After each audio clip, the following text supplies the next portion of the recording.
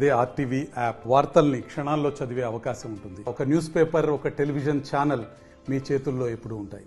Bird flu వ్యాధితో బెంబేలెత్తిపోతున్నారు మాంసప్రియులు. దీంతో ఆల్టర్నేటివ్గా మటన్ షాప్ల వైపు అలాగే ఫిష్ తీసుకొని కమ్మగా మాంసాహారాన్ని భుజించడానికి సిద్ధమవుతున్నటువంటి పరిస్థితి మనం గమనిస్తున్నాం. చేపల సెంటర్ దగ్గర క్యూ కడుతున్నారు, బారులు తీరుతున్నారు, గంటల తరబడైనా వెయిట్ చేసి తనకు రావాల్సినటువంటి నచ్చినటువంటి చేప, బొమ్మ, రవ్వు లాంటివన్నీ కూడా తీసుకెళ్ళి కమ్మగా విందు భోజనం ఆరంగిస్తున్నారు. అలాగే మటన్కి సంబంధించి మేక, పొట్టేలకు సంబంధించినటువంటి మాంసానికి ముందస్తుగా ఆర్డర్ ఇస్తున్నారు. పర్వాలేదు, ఆలస్యమైనా పర్వాలేదు, నాన్ వెజ్ ఆదివారం వస్తే తినాల్సిందే. గతంలో మేము కంపల్సరీ చికెన్ తినాలనుకున్నాము, కానీ బర్డ్ ఫ్లూ వ్యాధి వల్ల భయభ్రాంతులకు గురవుతున్నాము. ఖచ్చితంగా మాకు కావాల్సినటువంటి నాన్ వెజ్ ఈ రూపకంగా తీసుకుంటామని చెప్పేసి అభిప్రాయం వ్యక్తం చేస్తున్నటువంటి పరిస్థితి. బర్డ్ ఫ్లూ నేపంతో ఈరోజు చికెన్ ధర తగ్గడం, అదేవిధంగా బర్డ్ ఫ్లూ భయంతో ప్రజలు చికెన్ను తినకుండా దూరంగా ఉంటున్నటువంటి పరిస్థితి నెలకొంది.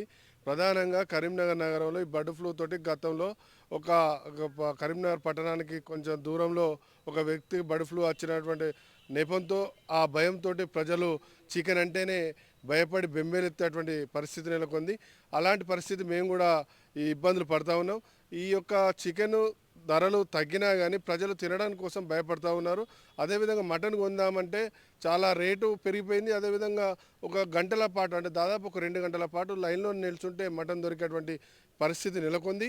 అదేవిధంగా చికెన్ కాడనైతే ఆ చేపల మార్కెట్కి పోతే ఒకరి మీద వాడి ఒకరు, అంటే మన మొత్తం పూర్తిగా చాలా సమయం పడుతుంది. ఆ చేపలు మళ్ళీ తీసుకోవడం, అవి అడిగించడం, ఈ విధంగా గంటల తరబడి దాదాపు 3 గంటల సమయం చేపలు తీసుకుంటే వచ్చేటువంటి పరిస్థితి ఉంది. అంటే ఈ యొక్క చికెను ఈ భయం వల్ల చికెన్, మన చేపలు, అదేవిధంగా మటన్ ధరలు అధికంగా పెరగడం, అదేవిధంగా సమయం కూడా వృధా కావడం జరుగుతుంది. ఈ యొక్క చికెన్ను సంబంధించినటువంటి దీనిపైన కూడా భయం తొలగేందుకు ప్రభుత్వం కూడా చర్యలు తీసుకోవాలి. దీనివల్ల కూడా చికెన్ వ్యాపారస్తులు, అదేవిధంగా కోళ్ళ ఫారం యజమానులు తీవ్రంగా నష్టపోతూ ఉన్నారు. ఈ నష్టం కూడా చాలామందికి జరుగుతూ ఉంది. కాబట్టి దీని మీద కూడా ప్రభుత్వం ఆలోచన చేయాలి. ఎందుకంటే ఈ చికెన్ మీద ఈరోజు చికెన్ సెంటర్లు ఏ గ్రామానికో దాదాపు ఒక 10 చికెన్ సెంటర్లు ఉంటున్నాయి, ఏ గల్లీకో ఒక 10 చికెన్ సెంటర్లు ఉంటున్నాయి. అంటే వందలాది వేలాది మంది ఈ చికెన్కి సంబంధించినటువంటి కోళ్ళ బిజినెస్లో భాగస్వాములుగా ఉన్నారు. ఇది కూడా ఒక కిరాణా షాప్ లెక్క చికెన్లో అయినాయి. కాబట్టి వాళ్ళని కూడా ఆదుకోవాల్సినటువంటి అవసరం ఉంది. కాబట్టి ప్రజలు కూడా వారు ఏంటంటే వ్యాధులు వస్తుందనేటువంటి ఒక భయం, ఆందోళన ప్రజల్లో ఉంది. దాన్ని తొలగించడం కోసం ప్రభుత్వం, అదేవిధంగా కోళ్ళ ఫారం యజమానులు కూడా ఒక ప్రజలకు చైతన్యపరిచేటువంటి కార్యక్రమాలు చేసి దాని మీద అవేర్నెస్ తీసుకొస్తే తప్ప చికెన్ తినేటువంటి దుస్థితి లేదు. నేనే స్వయంగా దాదాపు నెలకు పైగా చికెను అంటేనే భయపడేటువంటి పరిస్థితి నాకే నెలకొంది. కాబట్టి ఆ విధంగా ప్రభుత్వం కూడా ఆలోచన చేయాలని చెప్పి కోరుతా ఉన్నాను. మరిన్ని వీడియోస్ కోసం ఛానల్ ని సబ్స్క్రైబ్ చేయండి. లేటెస్ట్ అప్డేట్స్ కోసం వాట్సాప్ ఛానల్ ని ఫాలో చేయండి. అండ్ లింక్ డిస్క్రిప్షన్ లో ఉంది.